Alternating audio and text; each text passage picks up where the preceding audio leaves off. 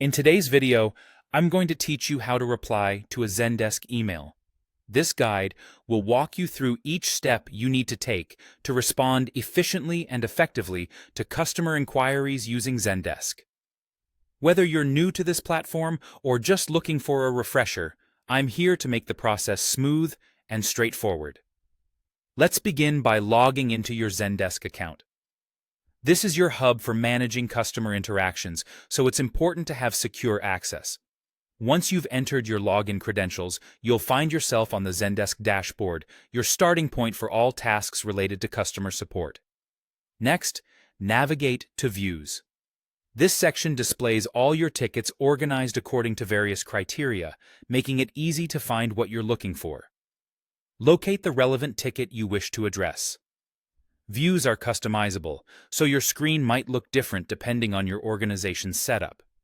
Once you've found the ticket, go ahead and click to open it. This leads you to the Ticket Details page, where you will manage your interaction with the customer. Now that you have the ticket open, locate the reply box. This is where you'll type your message. It's a good idea to ensure that your response is clear, concise, and directly addresses the customer's concerns. A well-crafted message should improve customer satisfaction and lead to quicker resolution times. After typing out your message, it's important to decide on the type of reply you want to send. Zendesk provides you with two options. If you choose a public reply, your response will be visible to the customer, and this is the option you'll likely use most of the time since it addresses the customer directly. Make sure to double-check your message for clarity and professionalism since the customer will see it. Alternatively, you can select Internal Note if you need to communicate something that other agents should see but should not be visible to the customer.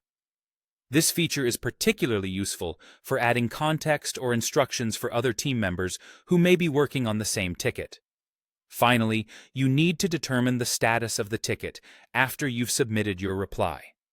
Zendesk gives you three options: Submit as solved, open, or pending. If your message resolves the customer's issue, select Submit as solved. This moves the ticket out of your active queue. Choose Open if you're waiting for more information from the customer, indicating that the interaction is ongoing.